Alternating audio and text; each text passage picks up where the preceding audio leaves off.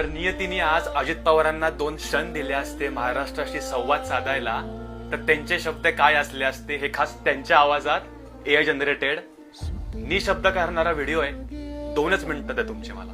अरे बेट्यानो, इतक्या लवकर मी काय जात नसतो तुम्हाला सोडून. हा, मला बी अजित पवार म्हणतात. पण गऱ्यांनो, नियतीचा खेळ बघा. खरंच आज माझा हा प्रवास इथंच थांबतोय. मी नेहमी म्हणायचो राजकारण आपल्या जागी आहे, पण काम महत्वाचं.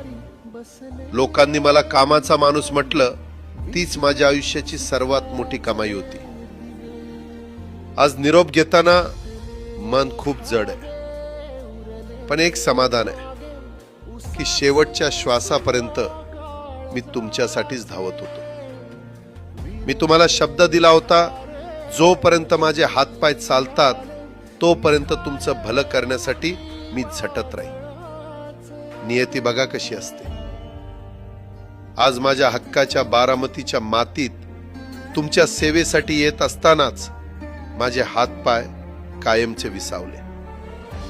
पण मला अभिमान वाटतोय की मी रिकाम्या हाताने नाही, तर तुमच्या कामाची फाईल छातीशी धरूनच या जगाचा निरोप घेतोय.